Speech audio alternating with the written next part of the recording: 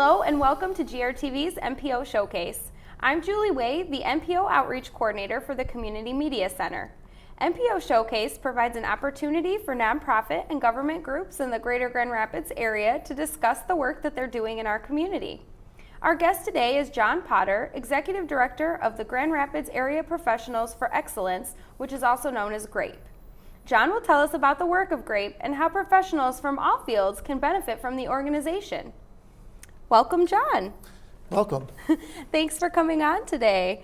And we're excited to hear about GRAPE. So just to get started, can you tell us what the mission and work of your organization is? Sure, it's very simple. GRAPE is really about helping promote the pursuit of professional excellence. So we do that in several different ways.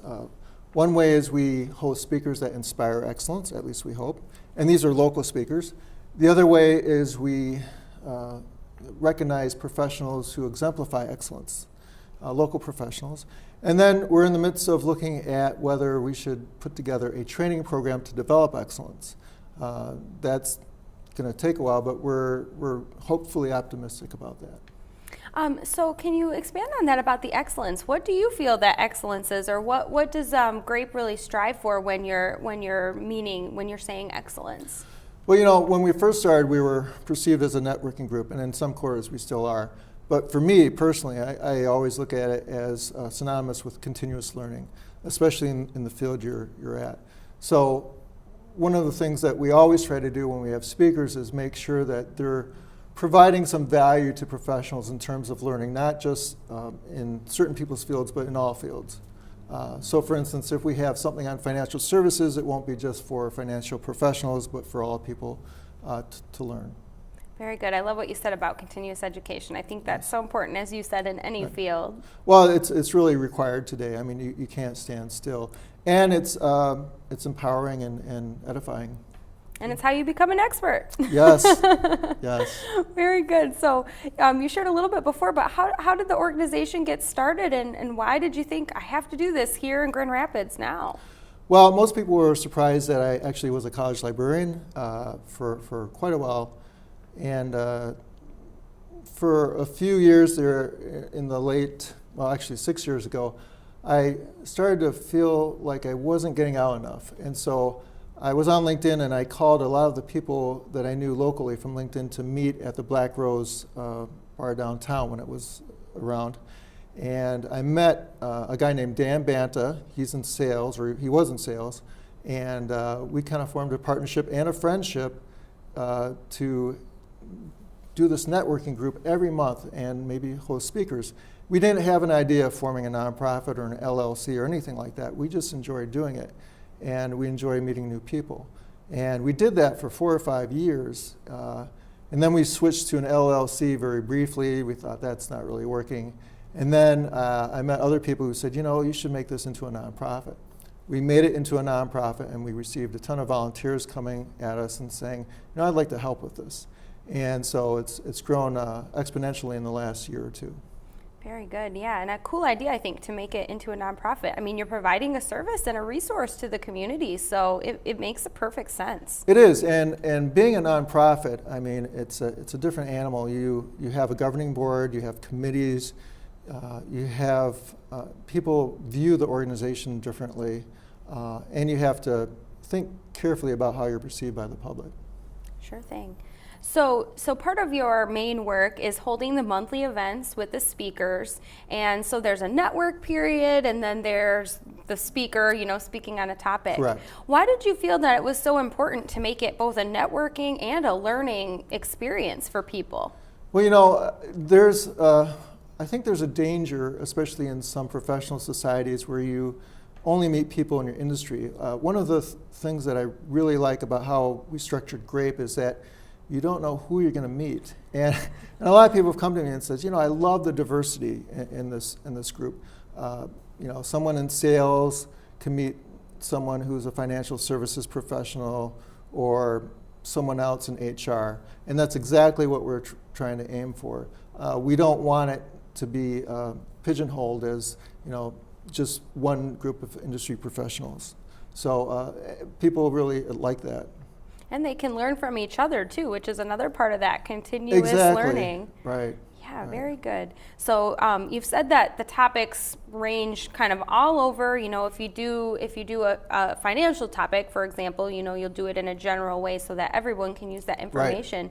Can you tell us about what some of the past topics have been, or some of those past learning opportunities? Sure. Just this year, we've had topics on human resources, public relations, legal services, leadership, and they have been open to the public in such a way that anyone can learn. And then afterwards, by the way, we actually give industry awards out. So for instance, if we're doing a public relations theme, we'll give out, let's say, a Young Leadership Award or Distinguished Leadership Award in public relations. And by young, I mean under 35. And this is a great way to bring attention to people in the community, people who might not otherwise be noticed. And so that's really been gratifying to see that. And provides kind of a role model for others too. Right, exactly. So we give, we have photographs at the end where we throw their name and their picture out on social media and say, hey, look at this person. This person is someone that our Excellence Review Committee thought was great. And by the way, when we give out these awards, we have a process, whereas we have peers from that industry nominate the person, and then once we get a nomination list put together, we give it to our Excellence Review Committee, which is actually composed of fellows from the American Society of Quality. So we try to make it as, I guess, process-oriented, so to speak, as possible. But still taking those nominations from people who understand the field and, Right. are there and have those people that they can kind of hold up there. Right. I mean, there's actually a lot of debate as to who we should award the award to. And we look at testimonials and LinkedIn profiles and what other people have to say. And sometimes it's really hard to choose because there's so many great professionals in Grand Rapids. Yeah, that's a great point. So your award, that's the GRAPE Excellence Award. That's correct. Correct. Very good. It's a lot of fun. I mean, you just never know the type of people you're going to run into and form a relationship, a professional relationship with, and it's very gratifying, especially from someone who used to be a college librarian who was really into learning but through books. Now I'm trying to learn through people. Sure. Well, I think that kind of speaks to other people too. If you, like you said, you get so much into your own work and you kind of don't see that outside picture. So it gives them a whole new perspective. Well, the key, I think, is to get out of your comfort zone, to be open to new possibilities, and to realize you have nothing to lose. I talked to this one woman who has her own radio show now locally, Teresa Blakely, and she once said, the worst thing that people can say to you is no. And usually they don't. They want to meet with you, they want to get to know you, and you only gain from meeting other people. In a similar fashion, there's another guy named Tony Rubleski, and he says, if you give of yourself, people will remember you and recall you. And he has this giver gains philosophy, and I'm trying to incorporate it in my own life, where if I give myself to others, it comes back to me, and I take that very seriously. So let's talk more about the events, where they're held and when are they held, and how can people find out more about that? Well, they can go to our website, which is grapegr.org. We're holding a lot of our events at the Grand Rapids Community Foundation. We're in talks now with the Grand Rapids Griffins to hold them at the Van Andel Institute maybe this fall. We'll have to see if that comes to pass. But they're usually held downtown, and they're usually held in the middle of the day. We're looking at maybe moving the time a little bit later in the day because we've had some requests to do so. So we'll see if that's a possibility. But again, we try to make it convenient for people to come to these events, not holding them, far away from downtown, but actually as close as possible to downtown. Yeah. So, and it can be a challenge because, like anything, when you're a nonprofit, sometimes it's hard to struggle for funds, and then you have to find venues to pay, but that tends to work itself out. Very good. So can people become a member of your organization, or how does that work? Well, right now we don't charge membership fees, and we've been very careful not to do so because we realize that I mean, we have so many different topics and so many different people come to these events. Someone may come 1 year and not come for another 2 years. So we realize that's the case and we don't charge membership fees. We might do so in the future if we have other benefits that we can offer, but that's not the case right now. And so we charge a minimal fee to cover our costs when we have these events, and so far so good. All right, and another thing I thought was really interesting is that really part of the reason that the organization started was because of LinkedIn, a social network. Right, LinkedIn has been tremendously valuable, and I love LinkedIn. I mean, it's really my favorite social media.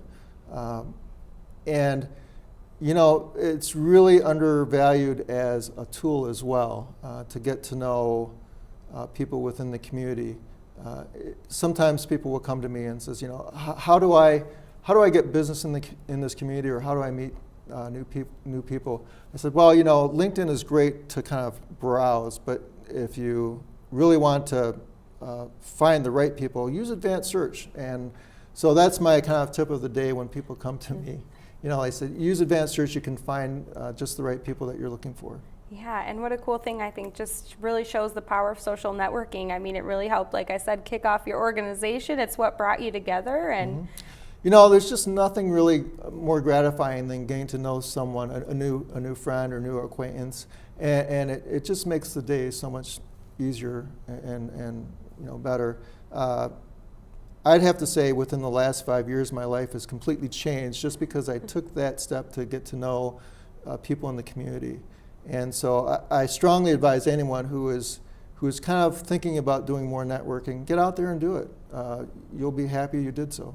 This sounds like a good and beneficial place to start. Yes, definitely. Very good. Well, just to wrap up, tell us again how people can get in touch with you, and if there's volunteer opportunities. Yes, they can reach me at john@grapegr.org or call me. My number is 616-745-2985. But yes, we have a website, grapegr.org, and if you are on meetup.com or Eventbrite, you can find our events there. This month we're having the president of Grand Valley State speak, and also Dr. Haas, and also the provost of Western Michigan University speak. Her name is Dawn Gamer. So I'm looking forward to that. That's going to be on July 23rd at 11:30 at the Grand Rapids Community Foundation. So I think that's going to be highly well attended and highly popular. So I'm looking forward to that. All right, so people can jump onto your website or your social media and Right. find out the information and attend an event. Just do a search for GRAPE or GRAPE GR on Google or meetup.com or Eventbrite. You'll find it. Find the events. Sounds good. Well, thank you so much for coming on today and for telling us more about GRAPE. Well, thanks for having me. Absolutely. Glad to be here. Thanks for joining us today to learn about GRAPE and how they're supporting professionals in our community. Would your nonprofit like to be featured on MPO Showcase? You can contact the CMC at 459-4788 extension 115 or email Julie at grcmc.org. Thanks for watching GRTV.